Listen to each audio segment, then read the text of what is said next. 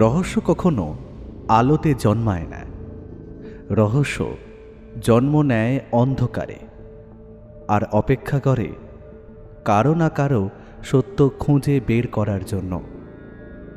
অন্ধকারে ঢাকা শহর, নীরব সাক্ষী দেয়াল, আর এমন কিছু প্রশ্ন যার উত্তর খুঁজে বের করে আনতে পারে একজনই, সত্যান্বেষী ব্যোমকেশ বক্সী। আপনিও যদি ব্যোমকেশ বক্সীর সত্যান্বেষণ ভালোবাসেন, যদি রহস্যের গন্ধ আপনার শিরায় রোমাঞ্চ নিয়ে আসে, তাহলে আপনি একদম সঠিক জায়গাতেই এসেছেন।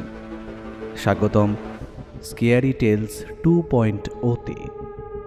আমাদের চ্যানেল যদি আপনি প্রথমবারের জন্য শোনেন, তাহলে এক্ষুনি কিন্তু আমাদের চ্যানেলটিকে সাবস্ক্রাইব করুন এবং পাশে থাকা বেল আইকনে ক্লিক করে নোটিফিকেশন অন করে নিন, যাতে নতুন গল্প এলে সবার আগে আপনি জানতে পারেন। যুক্তির শীতল আলোয় আর অবিচল অনুসন্ধানে আজ আবার উন্মোচিত হবে এক চাপা দেওয়া সত্য। শুনুন মন দিয়ে, কারণ এ শুধু গল্প নয়, এ ব্যোমকেশের এক সত্যান্বেষণ। You bloody psycho! নিজের পরিবারকে নিজে খুন করে গল্প সাজাচ্ছিস? আমি তোকে এখানেই শেষ করে দেবো, স্কাউন্ড্রেল! কপালের ঠিক মাঝে বন্দুকের নল ঠেকিয়ে সেফটি লক খুলে দিলেন কল্লোলবাবু। তার মাথা বেয়ে টপ টপ করে ঝরে পড়ছে ঘাম।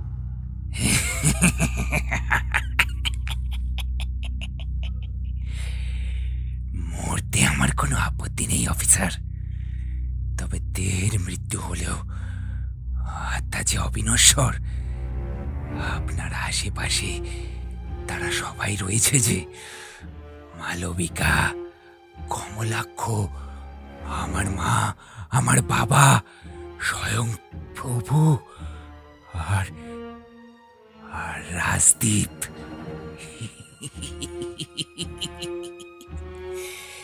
আমি খোলস ছাড়লেও সে তো রয়ে যাবে। তাকে মারবেন কিভাবে? হ্যাঁ,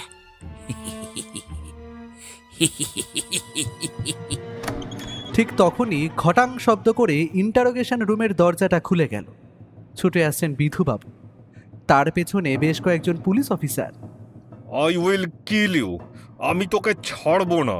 চালান গুলি, চালান অফিসার! কিন্তু আমি জানি আমার প্রভু আমায় কিচ্ছু হতে দেবেন না, কিচ্ছু না। তাই তোর নিজের প্রভুর উপরে এত ভরসা? তাহলে মর, মর তুই! তোর বেঁচে থাকার কোনো অধিকার নেই। না না না না কল্লোলবাবু, এই আপনি কি করতে চলেছেন? বড়বাবু, বড়বাবু, আপনি সরে যান। শয়তানের বাচ্চার বেঁচে থাকার কোনো অধিকার নেই। স্যার, আপনি নিজের মধ্যে নেই, আপনি জানেন না আপনি কি করতে চলেছেন। আমি জানি আমি কি করছি। একজন উন্মাদ খুনিকে ভারমুক্ত করছি, ফিরিয়ে দিচ্ছি তার অপবিত্র আত্মাকে তারই প্রভুর কাছে। বন্দুক নামান কল্লোকবাবু, নইলে আমি আপনাকে গুলি করতে বাধ্য হব। না না না, এই শয়তান বেঁচে থাকলে না জানি আরো কতজনের ক্ষতি করবে। এ কোনো সাধারণ মানুষ নয়, স্বয়ং শয়তানের অবতার। এতগুলো খুন করেও কিভাবে নিষ্পলক চোখে চেয়ে রয়েছে। আমি একে ছাড়বো না। মুহূর্তের মধ্যে ট্রিগার টেনে দিলেন কল্লোলবাবু, আর ঠিক সেই মুহূর্তে গর্জে উঠল বিধুবাবুর সার্ভিস রিভলভার। পরপর দুটো ফায়ারিং এর শব্দের ব্যবধানে শোনা গেল সমাপনের দম ফাটা হাসি, এক ঝাঁক সাদা ধোয়া, আর তারপরেই সব শান্ত।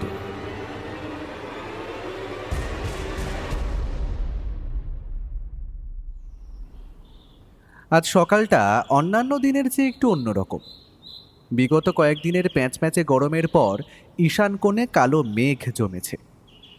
বর্তমান সময়টা আধুনিক বিজ্ঞানের দাসত্ব স্বীকার করলেও আমাদের বালিগঞ্জ প্লেসের এই নতুন বাড়িটায় টেবিলের উপর মানধাতা আমলের টেলিফোনের সাথে ফিলিংস কোম্পানির নতুন ট্রান্সিস্টর রেডিওটা বেশ ছন্দ মিলিয়ে রয়েছে। রেডিওতে আকাশবাণী স্টেশনে সম্প্রচারিত হয়ে চলেছে বেতার সঙ্গীত। সময় সকাল 7টা। খবরের কাগজটা এখনও দেখা হয়ে ওঠেনি, কারণ প্রতিদিনের খবরে দুর্নীতি, রাজনৈতিক চক্রান্ত, আর নয় দুর্ঘটনা, নিদেন পক্ষে নিরুদ্দেশ বার্তা, আর না হয় রাশিফল। এসব আর কাহাতক ভালো লাগে।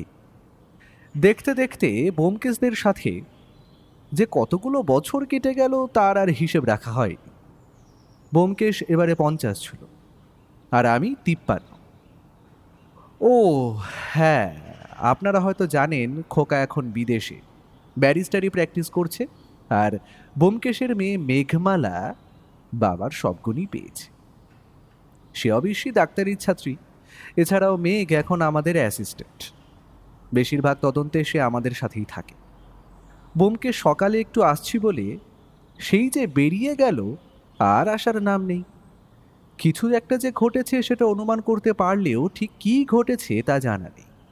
ঠিক সেই সময় আমাদের বাড়ির পুরনো চাকর পুঁটিরাম এসে 1 প্লেট লুচি আর চা টেবিলের ওপরে রেখে বলল, বাজারে যেতে হবে, কি বাজার করব যদি কয়ে দিতেন। পুঁটিরাম, এসব সংসার আর ফিরিস্তি আমায় দিয়ে মোটে হয় না। গৃহস্থ জীবনের বোঝা কাঁধে নিতে পারবো না বলেই হয়তো আজও আমি অকৃতদার। বৌঠানকে জিজ্ঞেস করো। বৌদিমণি যে মন্দিরে গেছে, পলি গেছে, আসতে দেরি হবে। তাহলে সে আসলে তাকেই জিজ্ঞেস করে নিও। ঠিক সেই সময় ঘরের টেলিফোনটা সশব্দে বেজে উঠল। সোফা ছেড়ে উঠতেই যাচ্ছি, ঠিক সেই মুহূর্তে রেডিও স্টেশনে একটা খবর পড়তে শোনা গেল। আজকের বিশেষ বিশেষ খবর। লালবাজার থানায় একজন পুলিশ অধিকারী জিজ্ঞাসাবাদ চলাকালীন গোয়েন্দা আধিকারিক কল্লোল গোস্বামীকে গুলিবিদ্ধ করেছেন। জানা যাচ্ছে ওই সময় তদন্তাধীন আসামি কল্লোল মজুমদারকে এক রাতে তার গোটা পরিবারকে খুনের ঘটনায় জিজ্ঞাসাবাদ করছিলেন। কোনোভাবে পরিস্থিতির নিয়ন্ত্রণের বাইরে চলে যাওয়ায় তিনি নিজের ওপর থেকে নিয়ন্ত্রণ হারিয়ে আসামির দিকে বন্দুক তাক করেন। তাকে বাধা দিতে বাইরের অপেক্ষারত পুলিশের টিমটি দরজা খুলে ভেতরে আসেন। ওই পুলিশ আধিকারিক, যার নাম জানা যাচ্ছে বিধু ঘোষাল, তিনি কল্লোল গোস্বামীকে বাধা দিতে গেলে দুই পক্ষ থেকে ক্রস ফায়ারিং হয়, যার ফলে বিধু ঘোষালের গুলি কল্লোল গোস্বামীর বুকের ডান দিক লাগে। বর্তমানে তিনি চিকিৎসাধীন। বিধু ঘোষালকে অনির্দিষ্ট সময়ের জন্য সাসপেন্ড করা হয়েছে। মাথাটা কেমন যেন বো করে ঘুরে উঠল। এসব কি শুনছি? বিধুবাবুকে সাসপেন্ড করা হয়েছে, সেটাও আবার সরকারি গোয়েন্দা কল্লোল গোস্বামীকে গুলি করার অপরাধে। মাথার ওপর ফ্যানটা তখনও বনবন শব্দে ঘুরে চলেছে।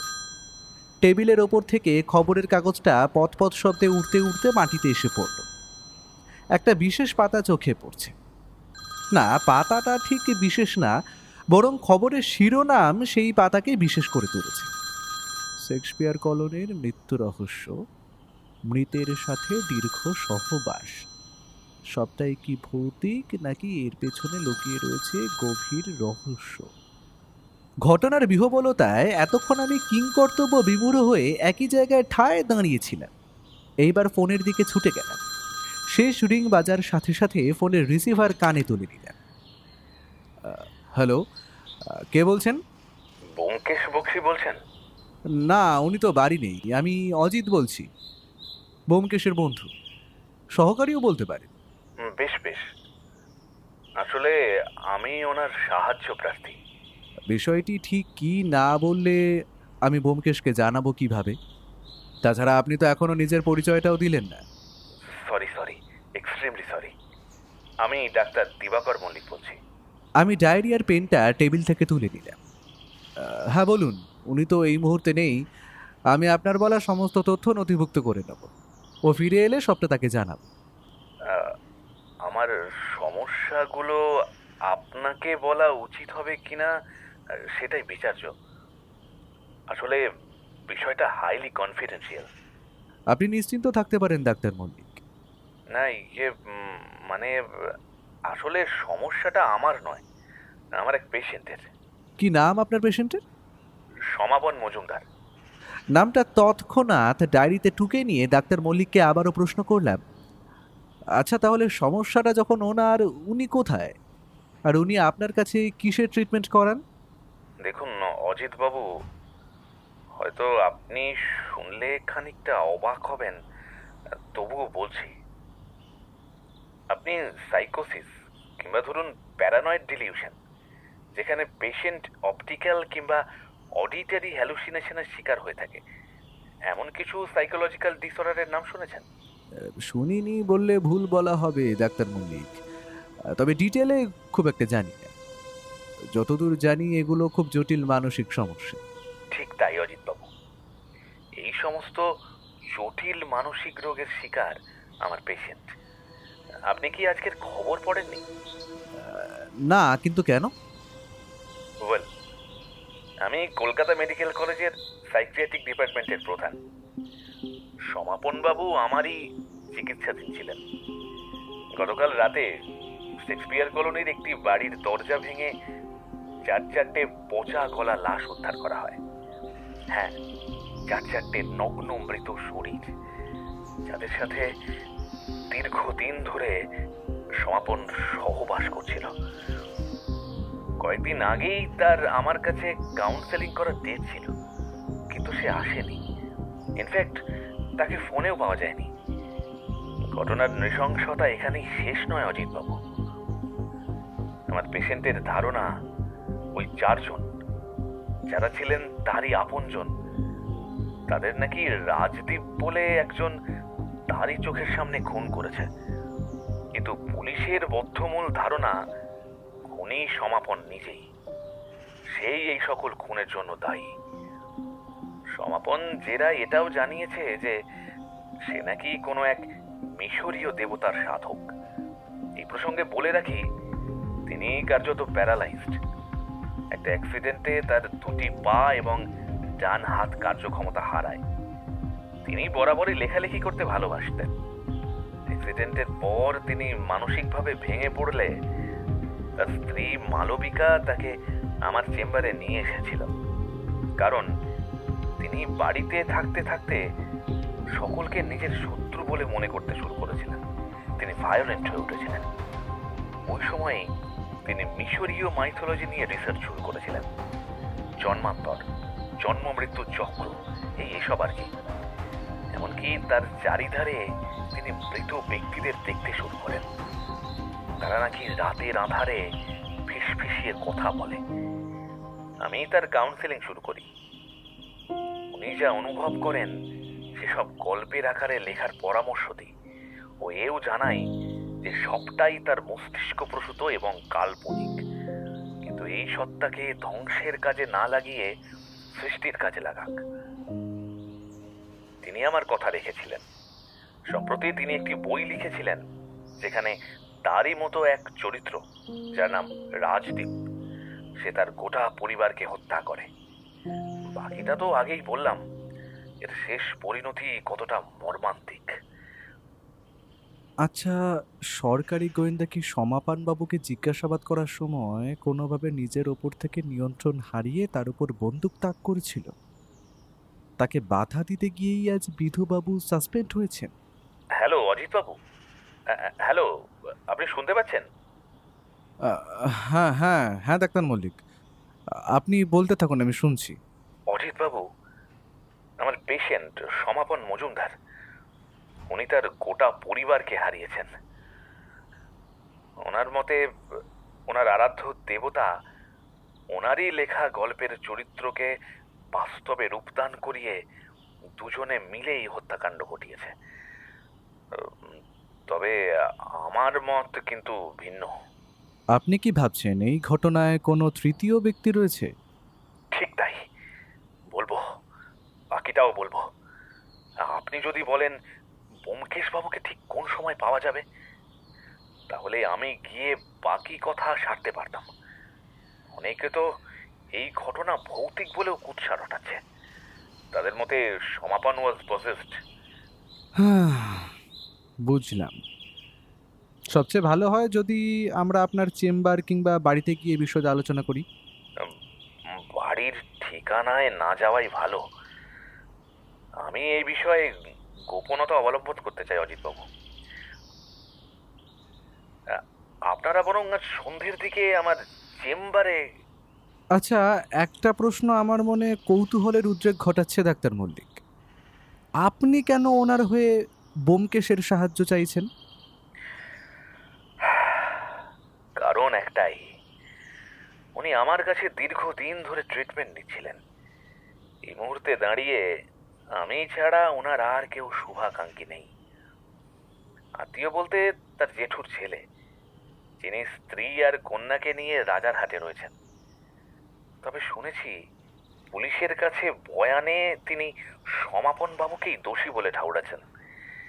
এদিকে পুলিশ ওই বাড়িতে তৃতীয় কোনো ব্যক্তির উপস্থিতির কোনো প্রমাণ পাইনি। হ্যাঁ, আচ্ছা, ব্যোমকেশ আসলে আমি ওকে জানাচ্ছি, তারপর বরং আপনার চেম্বারে যাচ্ছি। উফ, কি ভয়ঙ্কর দৃশ্য কাকাবাবু!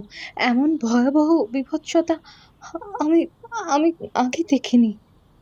ফোনের রিসিভার নিচে নামাতেই কথাগুলো বলতে বলতে খোলা দরজা দিয়ে ভেতরে ঢুকে এলো মেঘমালা। কেন? লাশগুলোর চোখের মনি, বুক, পেট জুড়ে ঠিক ঠিক করছে কালো পোকা। কঙ্কালের ওপর চামড়াটা কোনো মতে লাগানো ছিল, কয়েক জায়গায় মাংস পচে পুরো নীল হয়ে গিয়েছিল। উফ, আমার একটা বন্ধু তো অজ্ঞানী হয়ে গেল। এতটা বলে টেবিলের ওপর থেকে জলের গ্লাসটায় চুমুক দিয়ে ঢকঢক করে খানিকটা জল গলায় ঠেলে নিল মেঘমালা। আমি হেসে বললাম,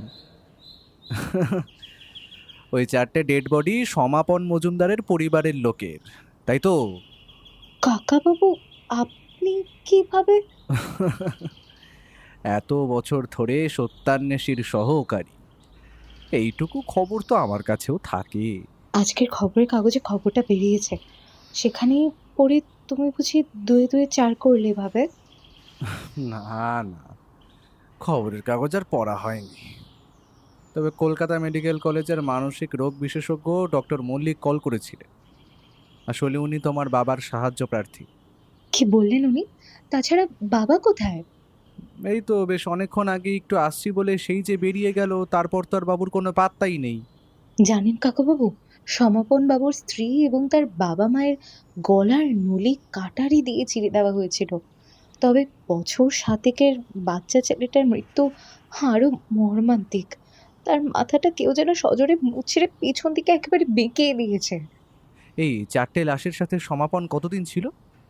স্যারের মতে খুনটা হয়েছে খুব সম্ভবত 1 মাস আগে। তাহলে তো একটা প্রশ্ন থেকেই যায় মাই ডিয়ার ওয়াটসন, একটা পঙ্গু লোক এই একটি মাস ধরে কি খেয়ে কাটিয়েছে? খুন কিভাবে হয়েছে, কে করেছে, সেসব না হয় ছেড়েই দিলাম। যে নিজের হাতে ভালোভাবে খেতে অবধি পারে না, রান্না করা তো দূর থাক, সে এতদিনে কি বাতাস খেয়ে কাটিয়েছিল? প্রশ্নটা ভেসে এলো দরজার ওই প্রান্তে দাঁড়িয়ে থাকা এক ব্যক্তির মুখ থেকে। তার হাতে কাগজে মোড়ানো একটা বই। বলাই বাহুল্য, এ যে আমাদের সত্যান্বেষী।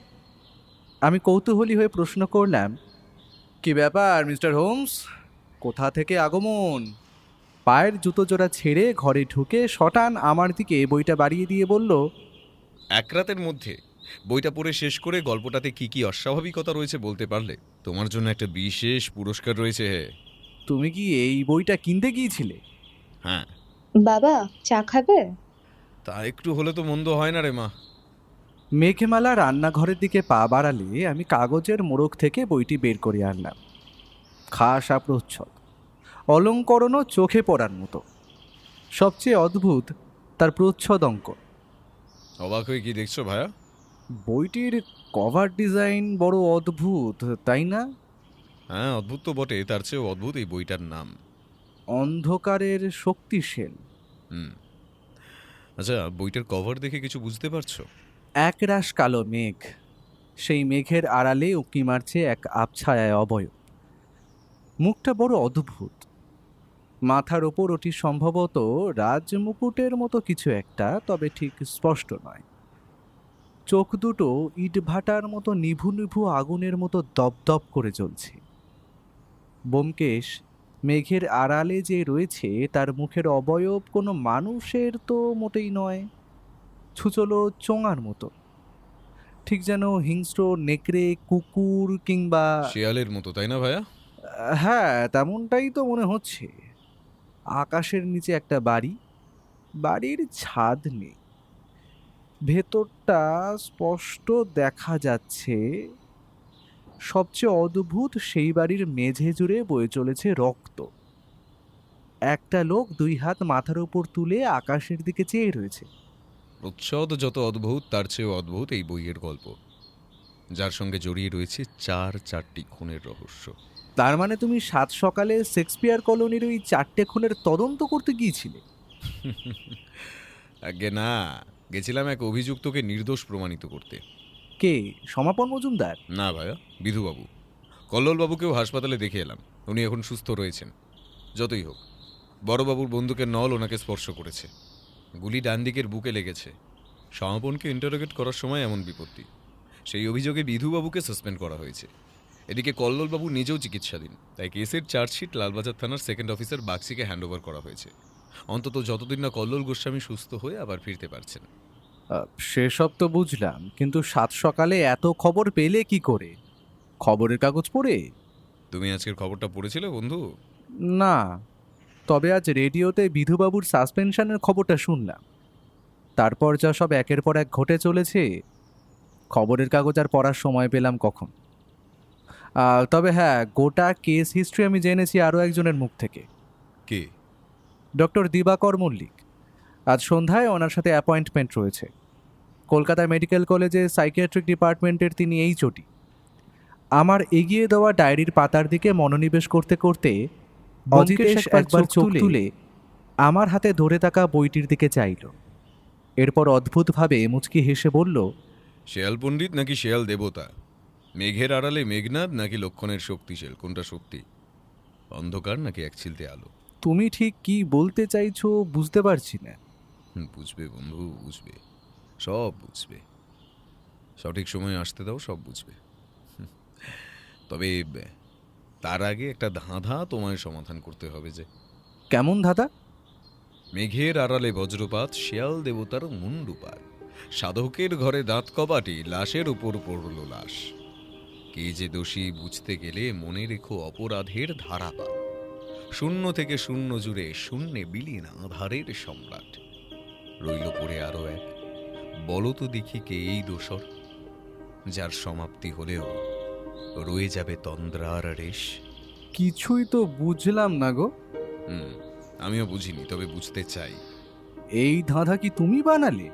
না, বইয়ের 60 নম্বর পাতা খোলো, ওতেই পাবে। তার মানে বাড়ি আসার পথে তুমি বইটি পড়েছো, তাই তো? কয়েকটা পাতা পড়েছিলাম মাত্র, গোটা বই অবশ্য পড়া হয়নি। সেটার দায়িত্ব আমি তোমায় দিয়েছি ভাইয়া। তুমি প্রশ্ন করেছিলে না আজ সকালে আমি কোথায় গিয়েছিলাম? হ্যাঁ, তুমি কি বিধুবাবুর সাথে দেখা করতে গিয়েছিলে? না, গিয়েছিলাম লালবাজারে। সেখানে গিয়ে গোটা ঘটনাটা মিস্টার বাগচির মুখ থেকে জানতে পারলাম। আচ্ছা, তুমি ভূত, প্রেত কিংবা পজেশনে বিশ্বাস করো ভাইয়া?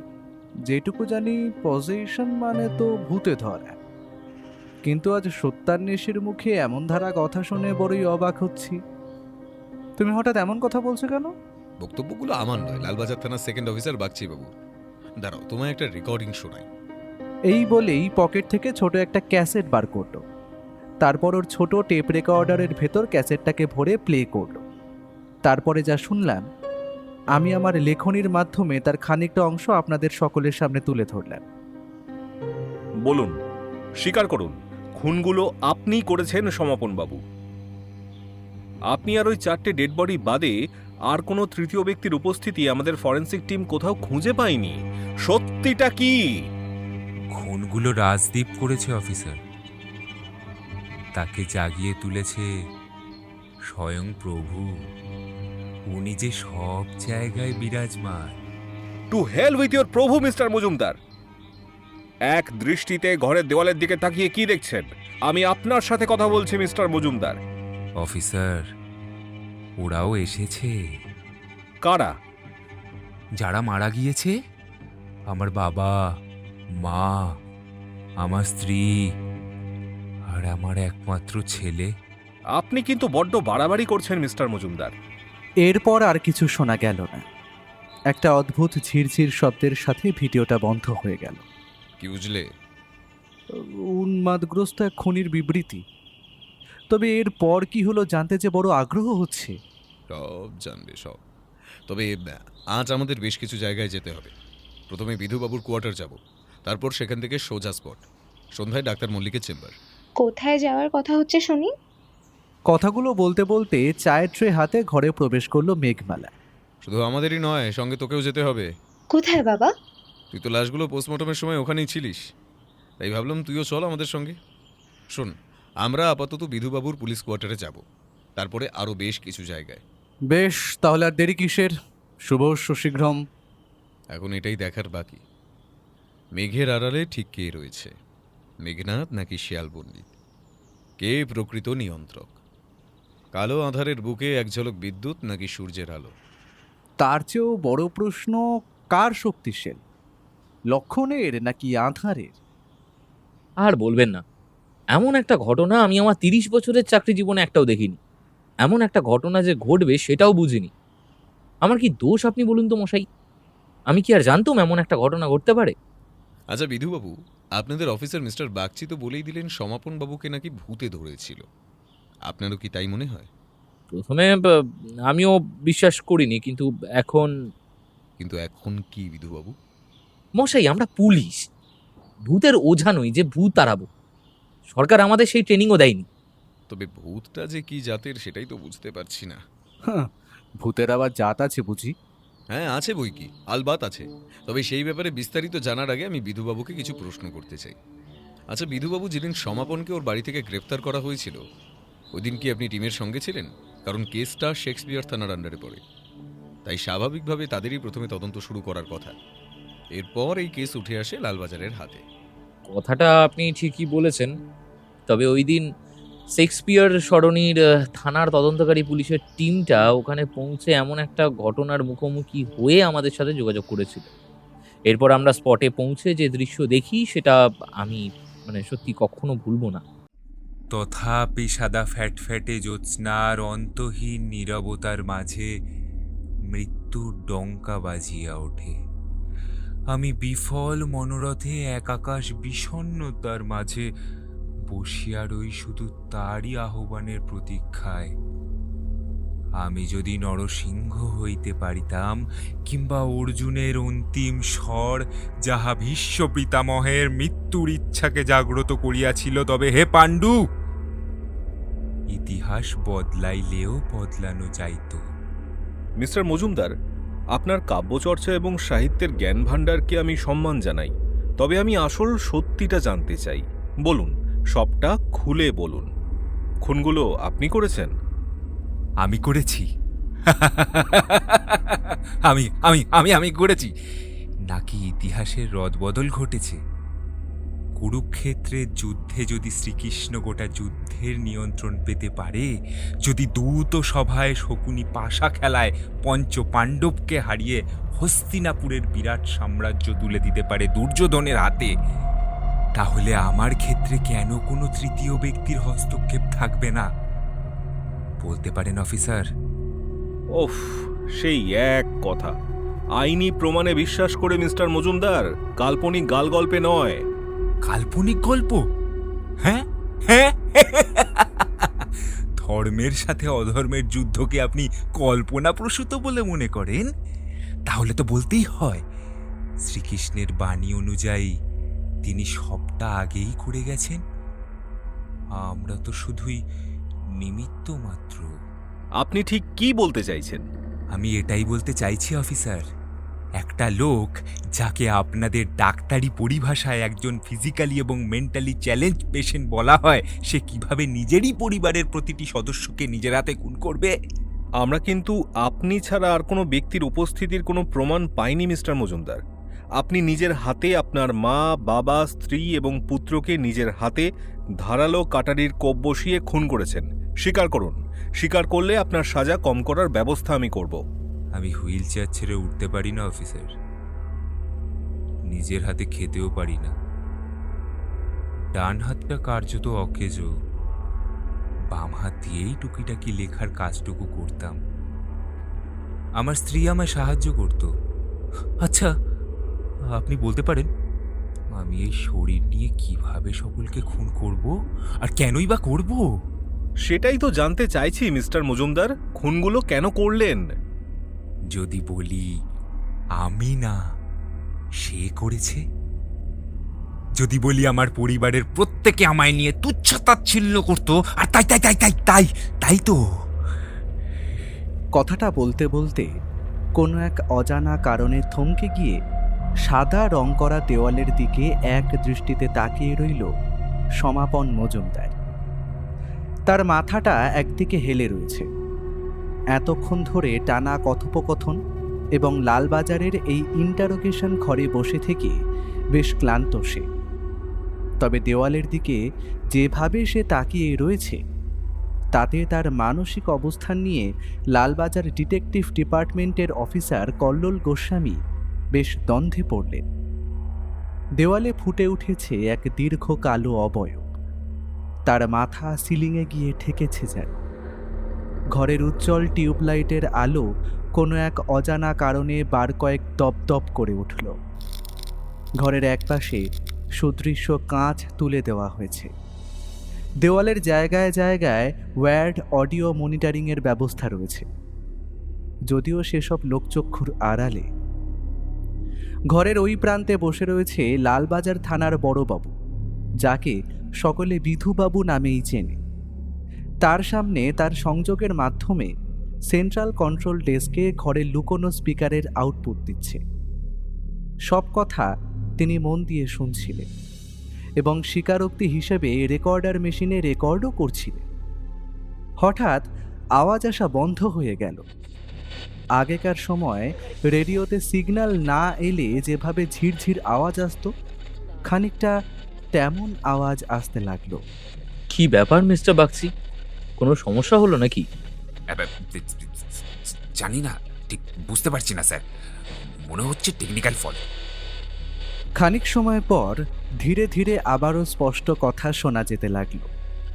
কানে ভেসে আসছে সমাপনের উন্মাদগ্রস্ত সংলাপ। অফিসার, ওই যে চলে এসেছে, সে চলে এসেছে, প্রভু, আমার প্রভু। দেওয়ালের দিকে কৌতূহলী দৃষ্টি মেলে চাইলেন কল্লোলবাবু। না, সেখানে তো কিচ্ছু নেই, কিছুই তো চোখে পড়ছে না। ওই দিকে কি দেখছেন মিস্টার মজুমদার? আমার দিকে তাকিয়ে কথা বলুন। প্রভু এসেছেন অফিসার, প্রভু, উনি স্বয়ং দেখা দিয়েছেন যে। এখন ওনার দিক থেকে দৃষ্টি ফেরালে উনি যে কুপিত হবেন অফিসার। কেউ নেই ওখানে মিস্টার মজুমদার, সবটাই আপনার কল্পনাপ্রসূত চোখের ভুল। না না অফিসার, একদম না, নইলে ও আপনাকেও মেরে ফেলবে। হ্যাঁ, মেরে ফেলবে। ঠিক যেভাবে আপনি আপনার গোটা পরিবারকে শেষ করেছিলেন সেইভাবে, তাই তো? বারবার সেই একই কথা, অসহ্য লাগছে। শুনুন অফিসার, তাদের আমি মারিনি, শুধু দেহের খোলসটুকু বদলেছি। হ্যাঁ, শুধু খোলসটুকুর বদল ঘটেছে মাত্র। তারা যে মৃত, সেই কথা আপনাকে কে বলল? হ্যাঁ, অযথা আবোল তাবোল বকে আমার সময় নষ্ট করবেন না মিস্টার মজুমদার। আপনার বাড়ি থেকে 4-4টে মৃত গলিত শবদেহ আমরা উদ্ধার করেছি। বেশ কয়েক মাস ধরে আপনাদের পাড়া প্রতিবেশীরা আপনি বাদে বাড়ির আর কাউকে দেখতে না পেয়ে তাদের মনে সন্দেহ জেগেছিল। আপনাকে জিজ্ঞেস করায় আপনি বলেছিলেন তারা নাকি তীর্থে গিয়েছে, কিন্তু ঘরে এমন একজন অসুস্থ ব্যক্তি থাকার পরেও তাকে একা ছেড়ে যায় কি করে? সন্দেহ জাগলেও প্রমাণ ছিল না মোটে। এরপর একদিন ঘরের ভেতর থেকে উৎকট বাসি মরা পচা গন্ধ আসায় তারা পুলিশ স্টেশন এবং মিউনিসিপ্যালিটিকে খবর দেয়। এর পরের ঘটনা আপনার জানা মিস্টার মজুমদার। লাশগুলোর পোস্টমর্টেম রিপোর্ট আমাদের হাতে এসেছে, যেখানে স্পষ্টভাবে মৃত্যুর কারণ হিসেবে উল্লেখ করা হয়েছে যে তাদের শরীরে আপনি, হ্যাঁ আপনি একাধিকবার ধারালো কাটারি দিয়ে কোপ মেরেছিলেন। কেন কেন মিস্টার মজুমদার, কেন? আমি আগেও বলেছি, আবারও বলছি, আমরা সবাই এই মহাবিশ্বে এক একটি মৃত চরিত্র মাত্র। সবই যে আমার প্রভু লীলা অফিসার। আমি একা নই, বরং আপনি যা দেখছেন সবটাই মায়া। যা আপনার চোখে পড়ছে না সেটাই আসল সত্যি। তারা মারা যায়নি অফিসার, শুধু পোশাক বদলেছে। তাই? প্রমাণ দিতে পারবেন? কিসের প্রমাণ চাইছেন অফিসার? ওই আপনার সোকল্ড প্রভু, আপনার বাবা মা স্ত্রী সন্তান, তারা যে দেহ ছাড়াও জীবিত, সেসবের প্রমাণ দিতে পারবেন? দেখবেন নাকি অফিসার?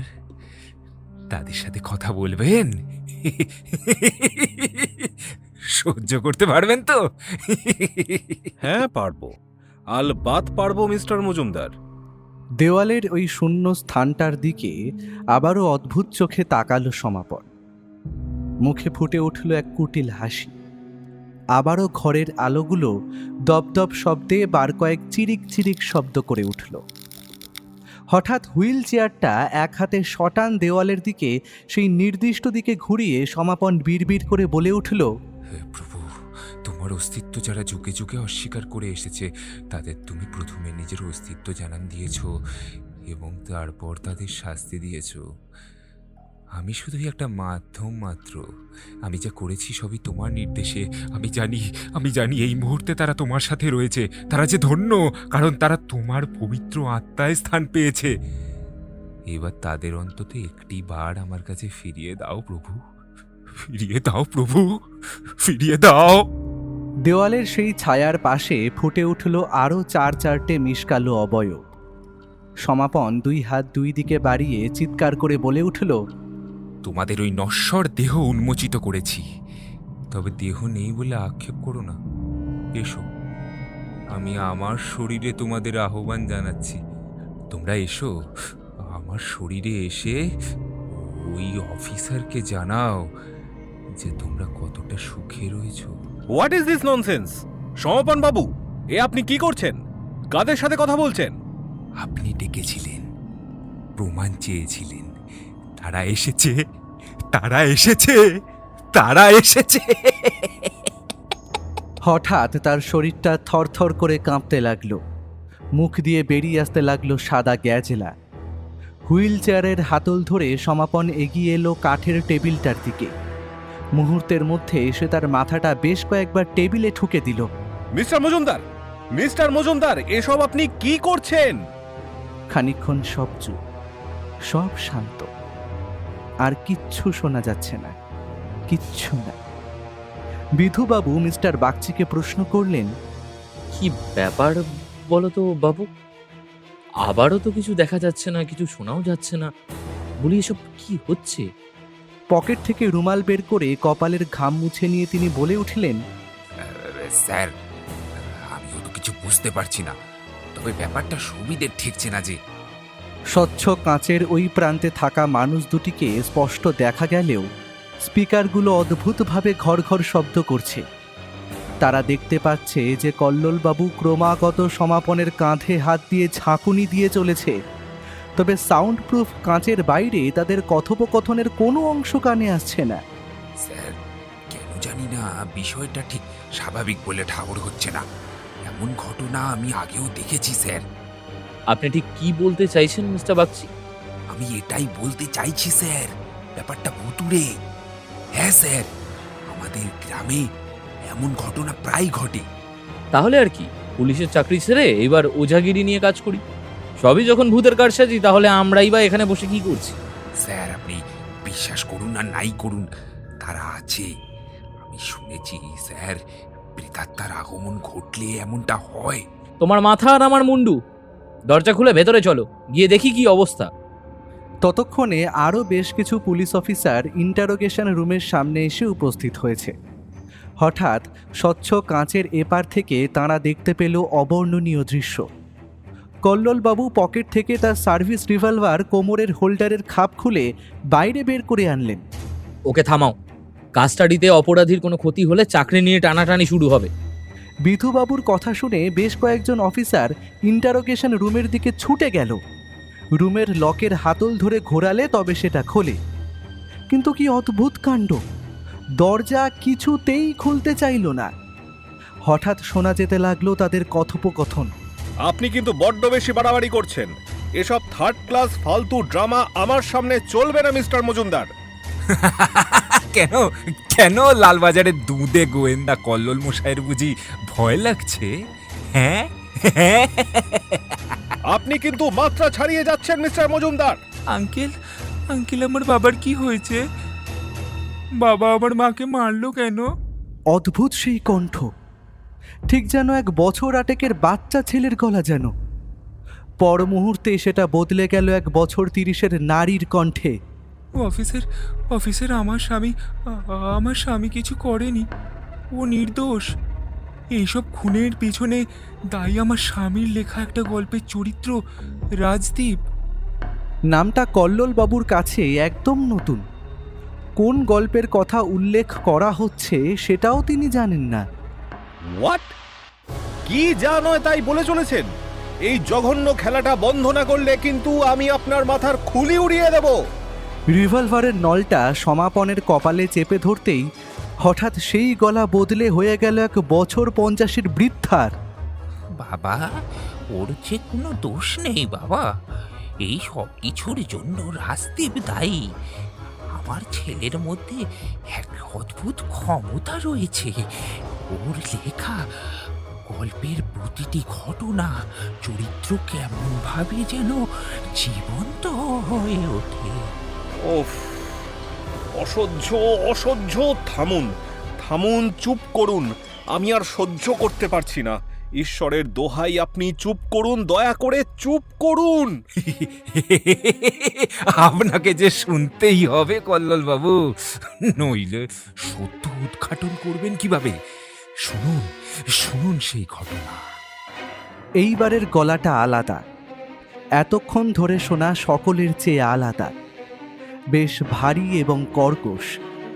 ধীরে ধীরে সে বলে চলল এক মর্মান্তিক ঘটনার ইতিবৃত্ত।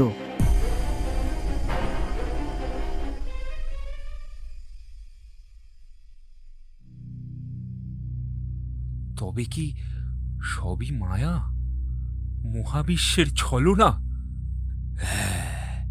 ঠিক তাই। তবে ভেবো না এত সহজে মুক্তি লাভ সম্ভব। তাহলে তাহলে আমার কি করা উচিত? উচিত অনুচিতের তোলা চলে তোমায় এর বিচার করতে হবে সমাপন। কিন্তু রাজদীপ, এ যে অন্যায়, পাপ। জীবনে সফল হতে গেলে ন্যায় অন্যায়ের পরিমাপ করলে চলে না। এটাও একটা ধর্মযুদ্ধ, যার কাণ্ডারি তুমি। আমি শুধুমাত্র তোমার দিক নির্দেশক। কিন্তু ওরা যে আমার পরিবার, আমার আপনজন। আপনজন?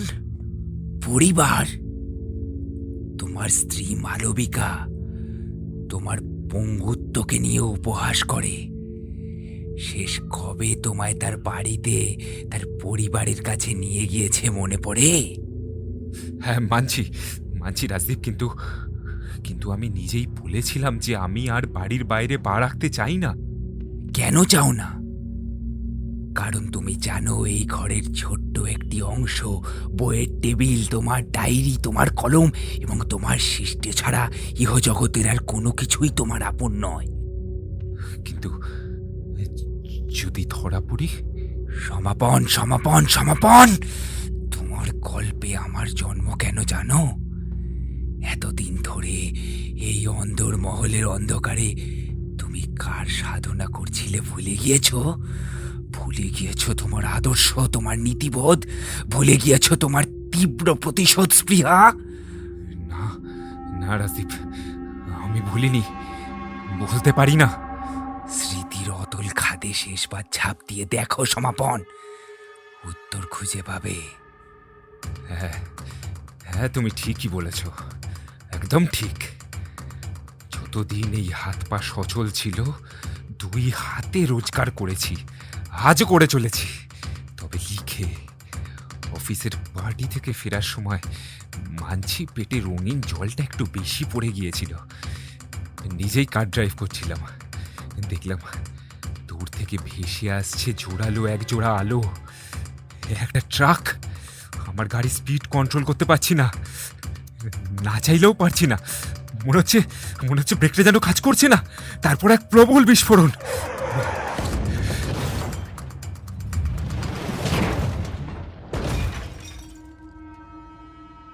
যদি বলি সমাপন ব্রেক কাজ করছিল না কারণ ব্রেকের তার কেউ সযত্নে কেটে দিয়েছিল।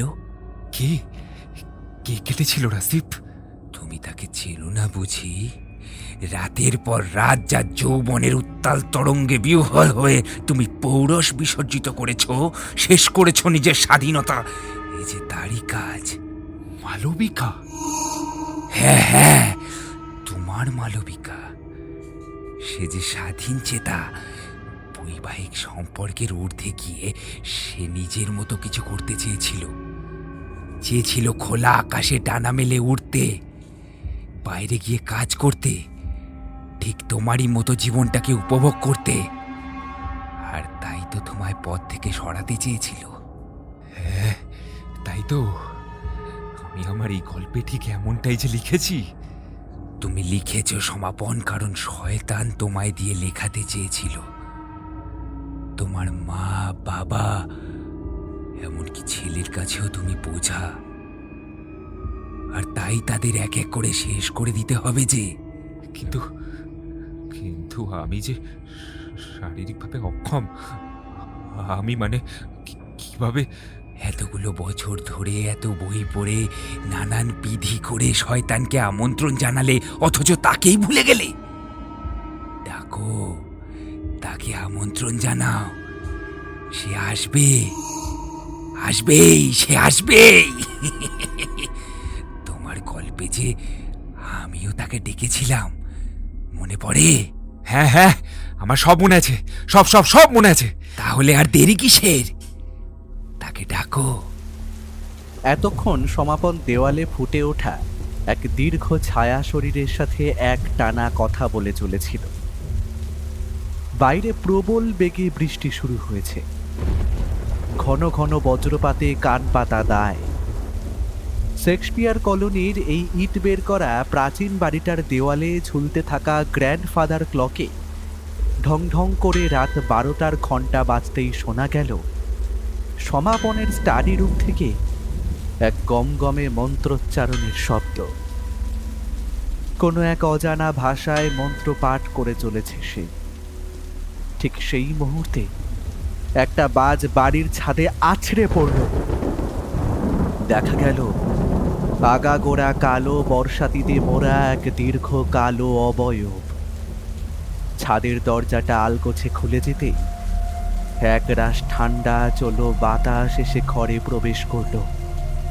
সিঁড়ির ওপর শোনা গেল পায়ের জুতোর মচমচ শব্দ। দেওয়াল জুড়ে যে সুদীর্ঘ প্রতিফলন ফুটে উঠেছে, চাপা অথচ কর্কশ কণ্ঠে সে হিসিয়ে বলে উঠল, এসে গেছে সমাপন, প্রভু এসে গেছেন। তিনি ভক্তের অনুরোধ কি ফেলতে পারেন? এইবার জমবে আসল খেলা, ভারী মজাদার খেলা। সমাপন, তুমি এখনো লিখছো? আরে রাত কটা বাজে খেয়াল আছে? হ্যাঁ, হঠাৎ করে বাজ পড়ায় ঘুমটা ভেঙে গেল, দেখি পাশে তাকিয়ে তুমি নেই। কখন যে বিছানা ছেড়ে উঠে নিজেই হুইল চেয়ার চালিয়ে স্টাডি রুমে চলে এসে তো খেয়ালই করিনি আমি। খেয়াল কি করে করবে মালবিকা? স্বেচ্ছাচারী নারীরা সতী সাজার অভিনয় করতে পারে মাত্র, কিন্তু প্রকৃত সতী কি হতে পারে? রাজদীপ, ওই রাজদীপ আমার একমাত্র বন্ধু, আমার একান্ত আপন।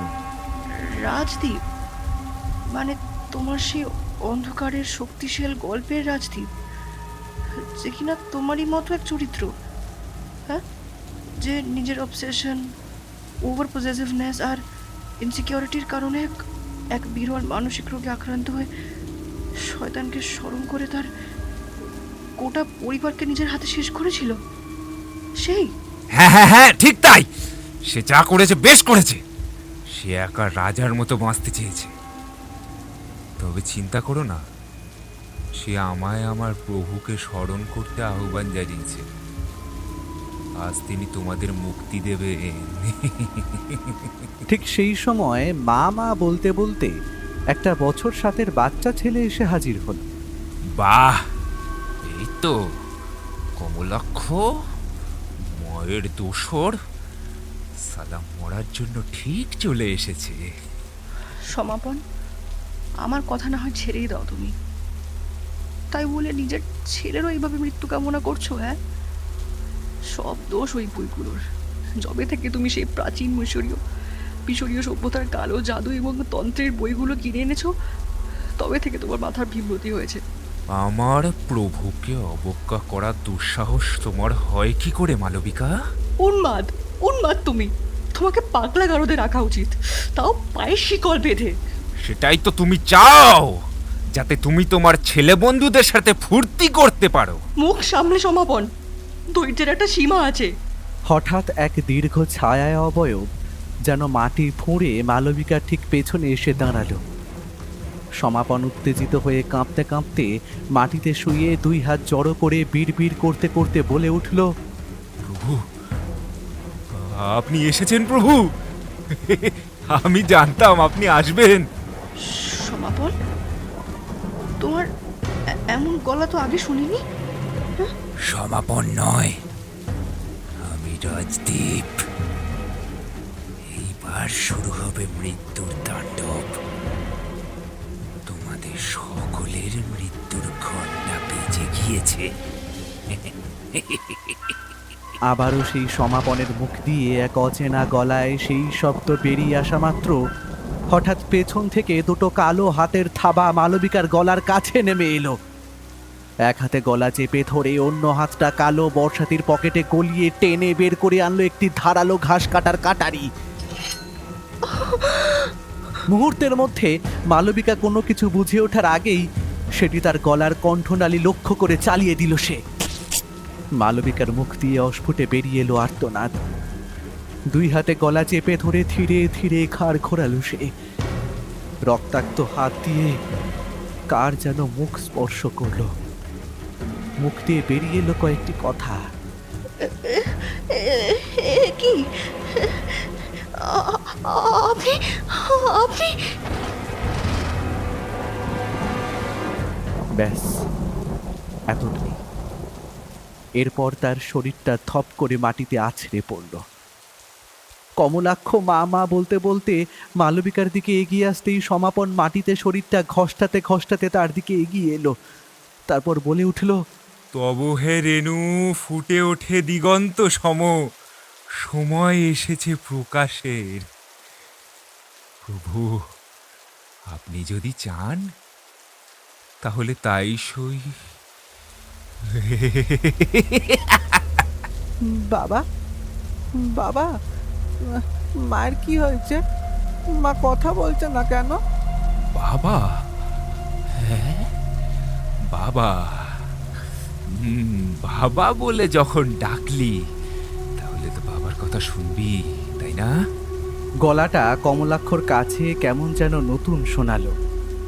চেনা অবয়ব, অথচ স্পর্শে, কণ্ঠে, অনুভূতিতে পিতৃসত্তা মোটেই খুঁজে পেল না সে। তবুও মানুষটা তো চেনা। হ্যাঁ, শুনবো বাবা। মায়ের কাছে যাবি? মা কোথায় গেছে? মা তো এইখানেই তো রয়েছে।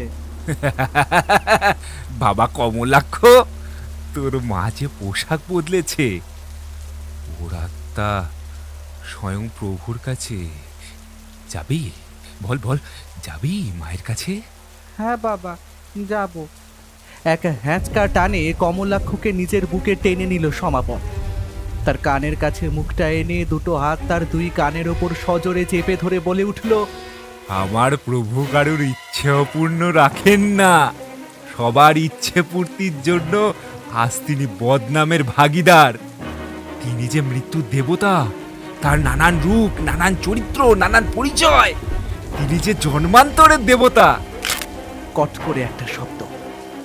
চোখের নিমেষে সমাপন কমলাক্ষর ঘাটটা পেছন দিকে মুচড়ে দিতেই কমলাক্ষর নিথর শরীরটা ঠিক তার মায়ের বুকের ওপর লুটিয়ে পড়ল। দরজার কাছে দাঁড়িয়ে থাকা সেই রহস্যময় ব্যক্তির মুখে ফুটে উঠল কুটিল হাসি। ধীরে ধীরে সে এগিয়ে গেল সেই ঘরটির দিকে, যেখানে পরম নিশ্চিন্তে ঘুমিয়ে রয়েছেন সমাপনের বাবা এবং মা।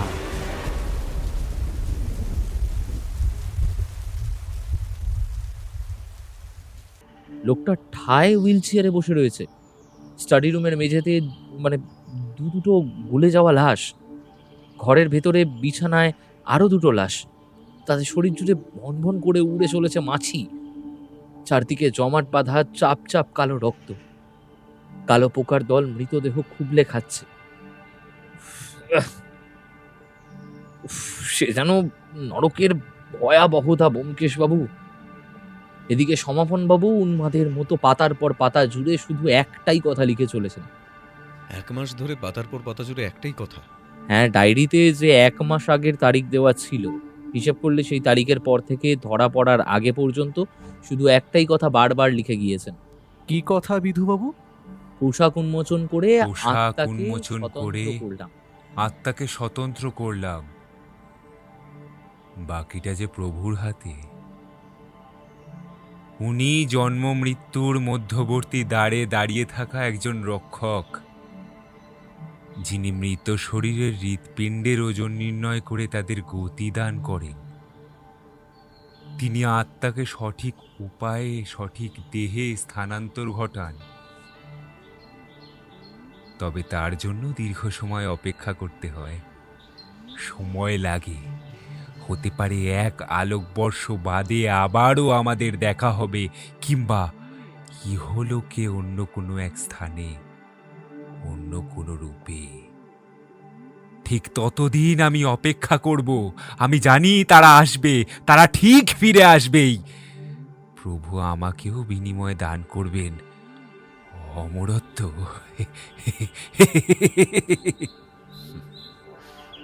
বেশ ইন্টারেস্টিং তো। এই শেয়াল দেবতা দেখছি বেশ শক্তি ধরে। তবে সে ঠিক কে, কিংবা এই হত্যা রহস্যকে সমাপনের ভাষায় তার উপর থেকে অদৃশ্য ভ্রমের জাল মুক্ত করে মুক্তি দিতে হবে যে বিধুবাবু। চলুন একবার স্পটে যাওয়া যাক। কিন্তু আমি যে সাসপেন্ডেড। ভয় নেই বিধুবাবু, মিস্টার বাগচি নিজে আমায় এই কেসটা আনঅফিসিয়ালি হ্যান্ডেল করতে বলেছেন, তাই যে কোনো রকম সাহায্য করতে তিনি প্রস্তুত। এমনকি আপনি থাকলেও কোনো ক্ষতি আমি আপনার হতে দেব না। এই ঘটনার শেষ আমি দেখবই। চলুন, আর দেরি করা ঠিক হবে না, কাজ যে অনেক বাকি। আমরা সকলে চেয়ার ছেড়ে উঠে দাঁড়িয়ে দরজার দিকে পা বাড়াতেই যাব, ঠিক সেই মুহূর্তে ঘরের কলিং বেলটা সশব্দে বেজে উঠল। এখন আবার কে এলো?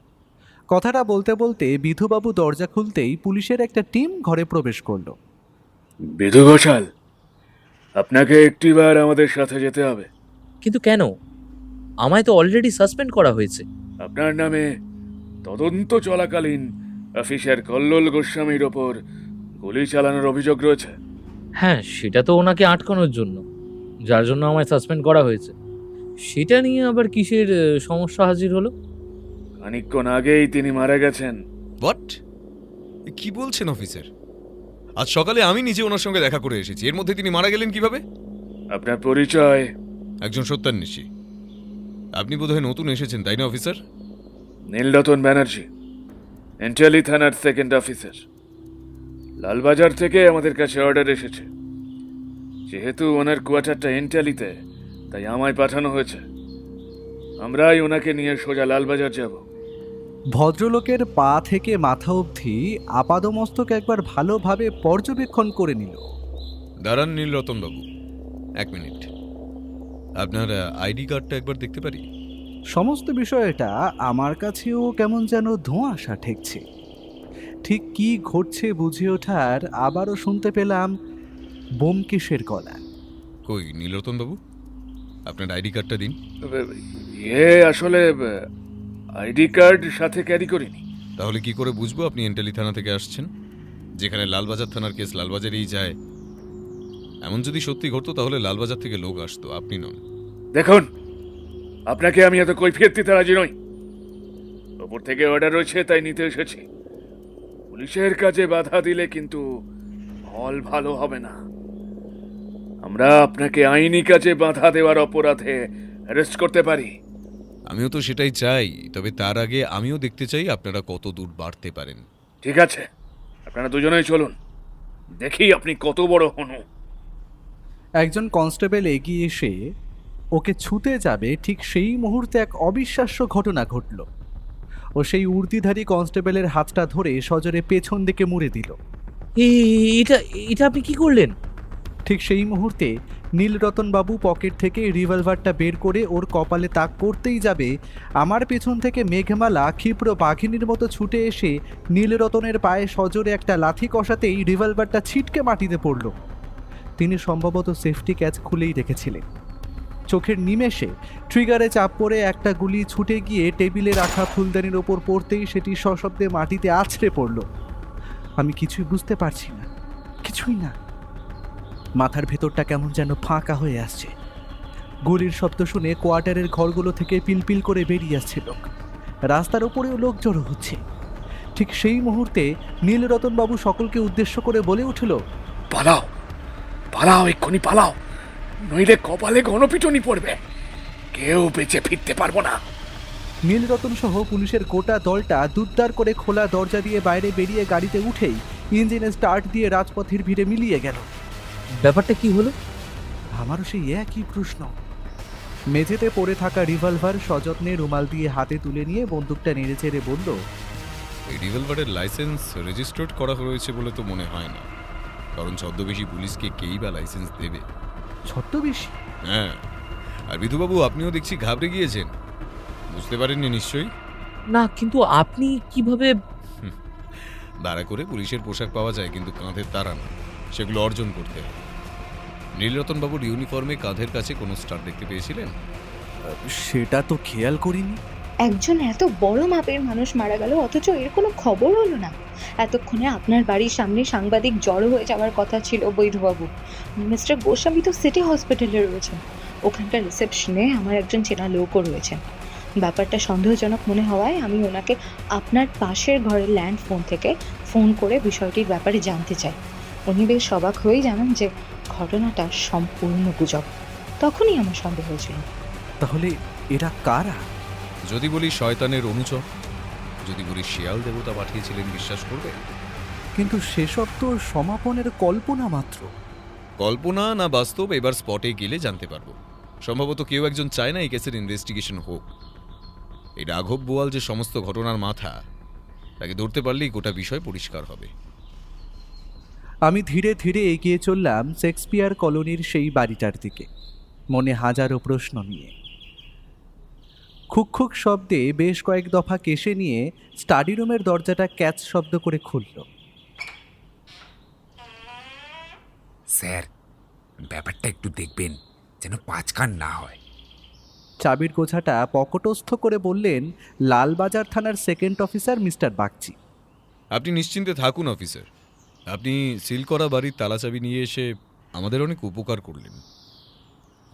আমার মাথায় তখনও কয়েকটা বিষয় ঘুরপাক খাচ্ছিল। গাড়িতে আস্তে আস্তে বইটি পড়ে নিয়েছি। গল্পটির সারাংশ যদি সংক্ষেপে বলি, তাহলে গল্পের চরিত্র রাজদীপ মিশরীয় সভ্যতার প্রাচীন ইতিহাস পড়ে মৃত্যুর দেবতা আনুবিসের চরম ভক্ত হয়ে ওঠে। মিশরীয় সভ্যতায় মৃতদেহকে মমিতে রূপান্তরিত করার কারণ এই দেবতা।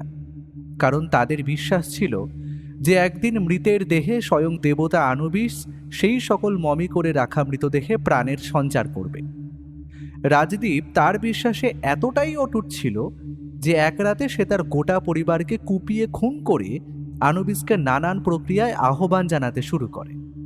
সে দেখতে চেয়েছিল যে কিভাবে তার আরাধ্য দেবতা তাদের শরীরে প্রাণ প্রতিষ্ঠা ঘটিয়ে নবজীবন দান করে। ব্রিটানিকাতে আনুবিসের ছবি দেখেছি, মুখটা শেয়ালের, দেহটা মানুষের। গল্পের শেষটা ভয়ঙ্কর।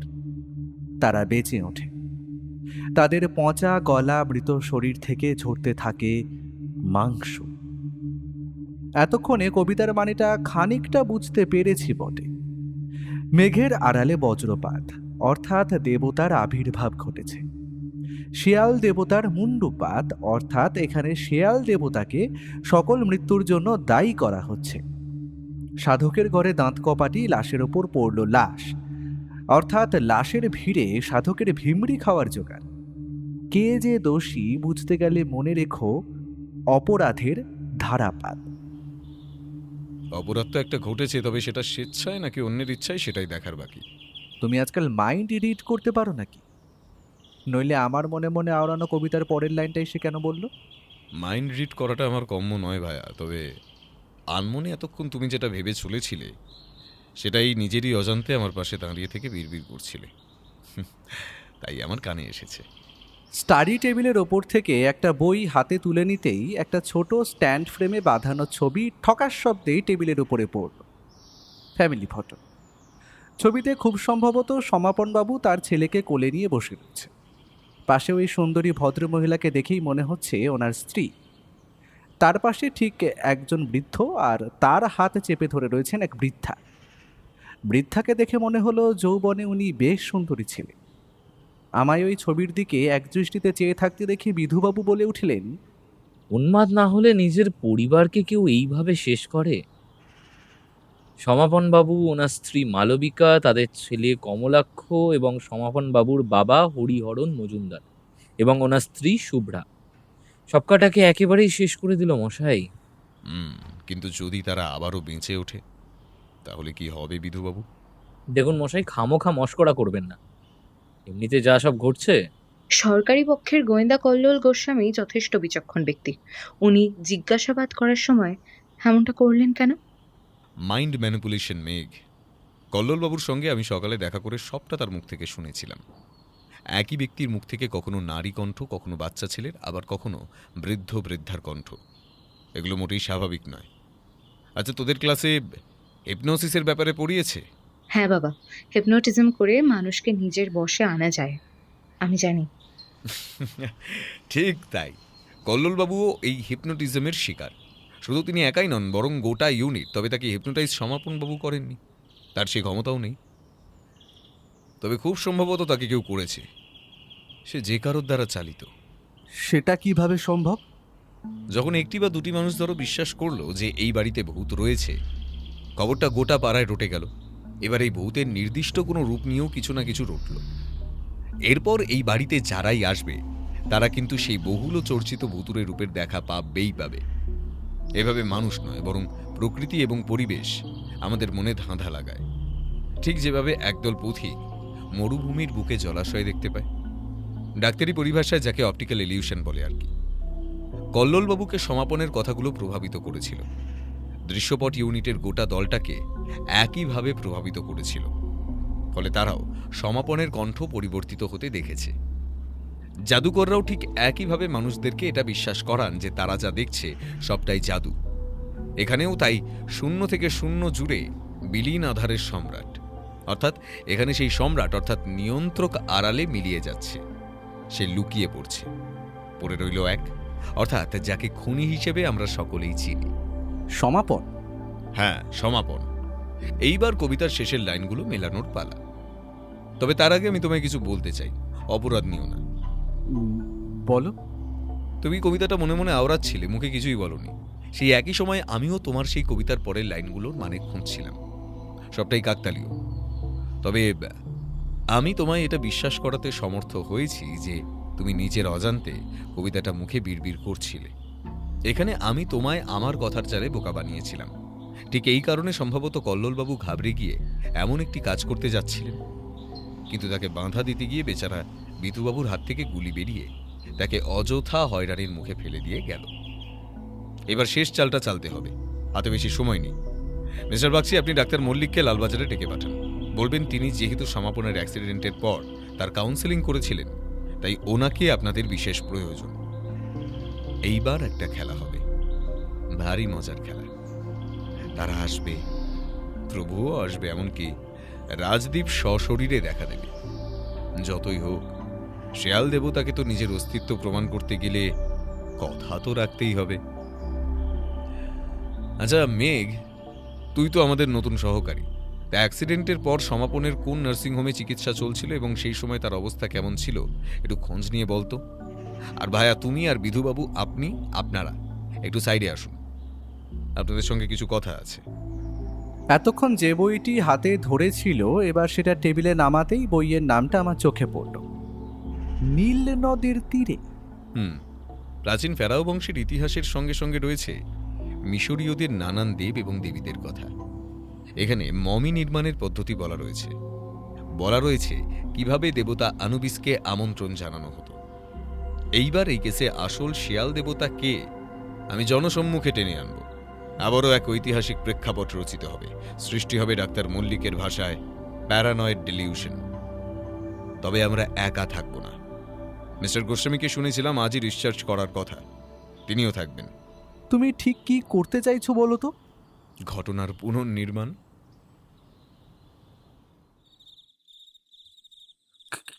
কে কে ওখানে? অন্ধকারে কে দাঁড়িয়ে? এই সামনে এসো, সামনে এসো বলছি। খাট থেকে এক হাতে হুইল চেয়ারটা সামনের দিকে টানার চেষ্টা করতেই অন্ধকারের বুক চিরে দুটি কালো হাত হুইল চেয়ারটা সজোরে সামনের দিকে ঠেলে দিল।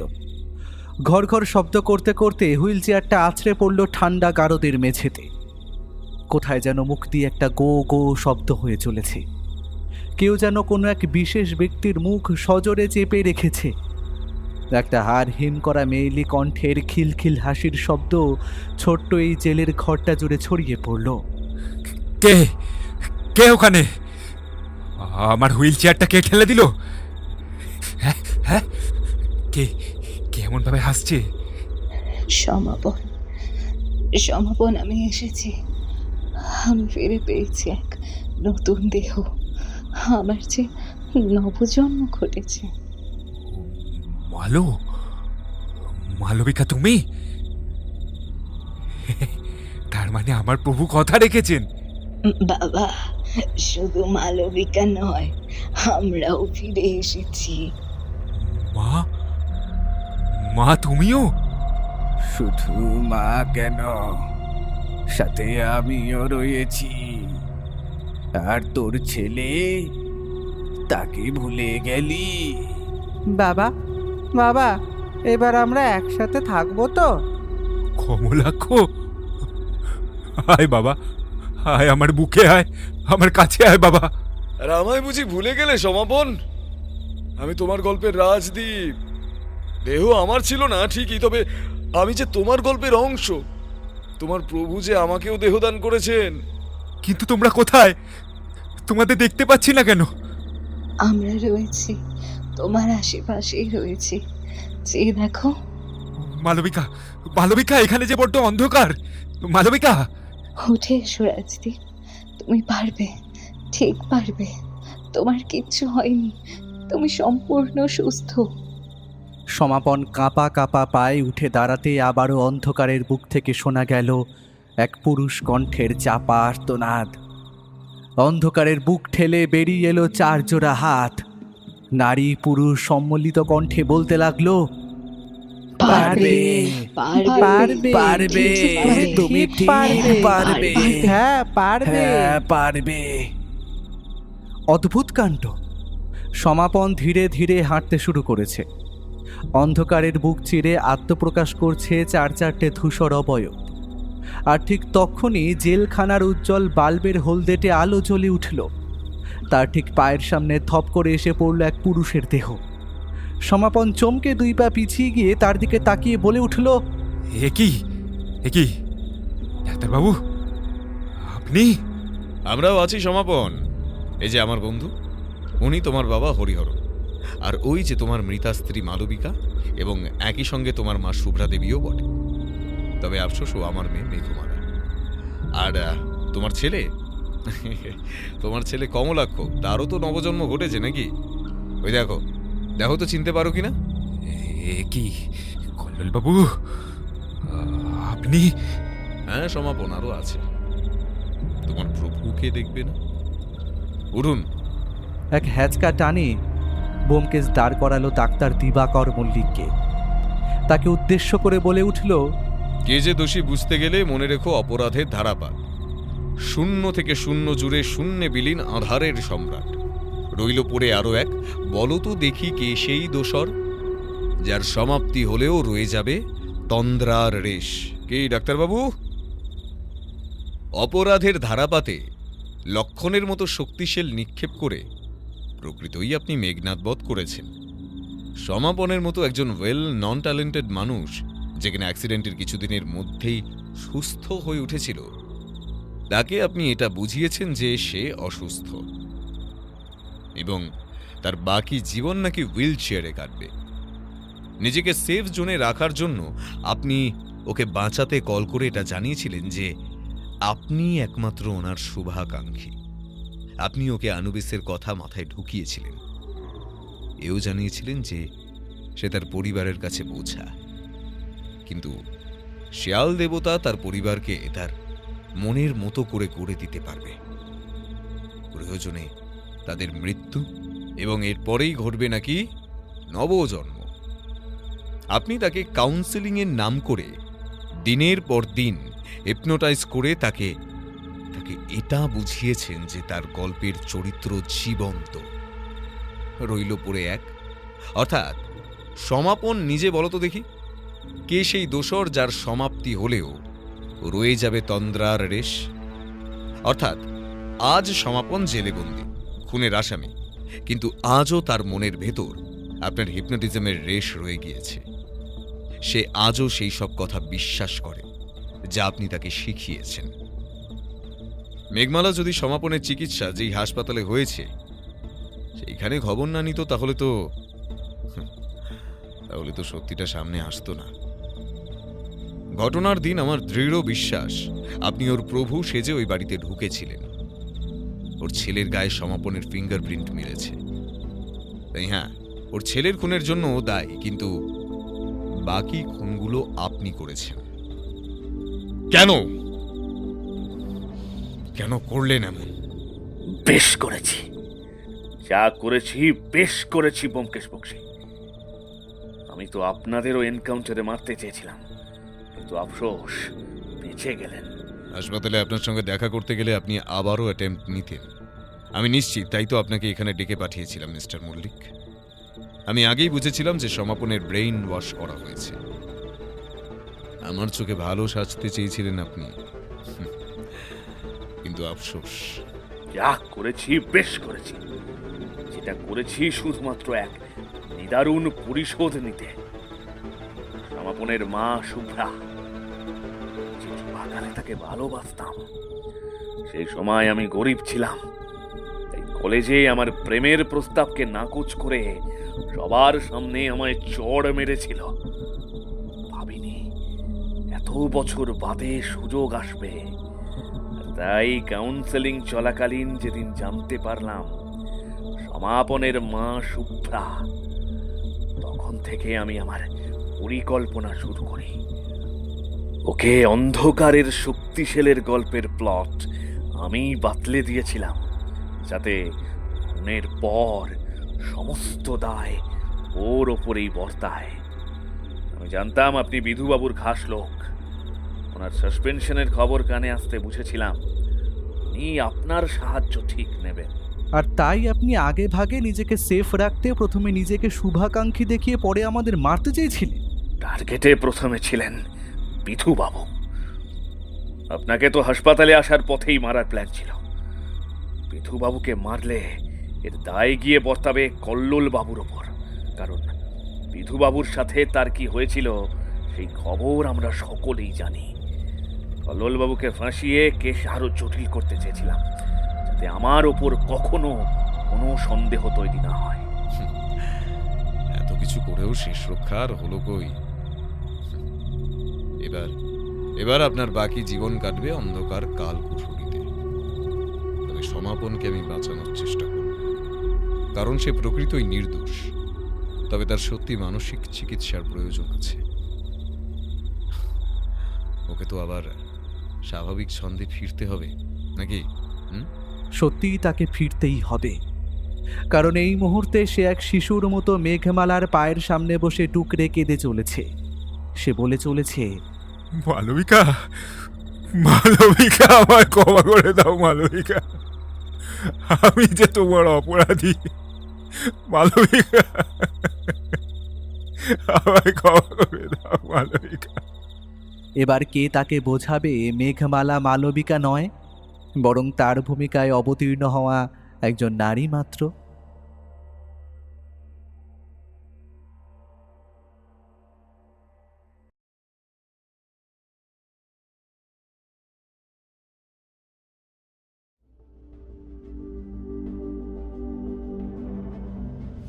সব রহস্যের সমাধান হয় না, কিছু রহস্য বেঁচে থাকে পরবর্তী গল্পের জন্য।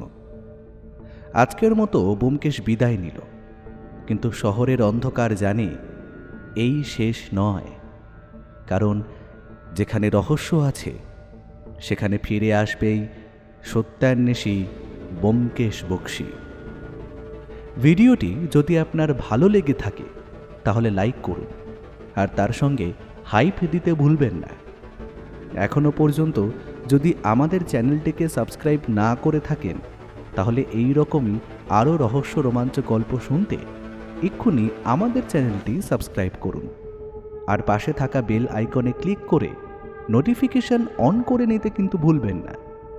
খুব তাড়াতাড়ি আমরা আবার ফিরছি নতুন গল্প নিয়ে। ততক্ষণ পর্যন্ত সত্যান্বেষী ব্যোমকেশ বক্সির আরও এই রকম রোমহর্ষক সহস্র গল্প শুনতে এই মুহূর্তে আপনাদের মোবাইল স্ক্রিনে আসা ডান দিকে এবং বাম দিকের দুটোর মধ্যে আপনার ইচ্ছে মতন যে কোনো একটায় ক্লিক করুন।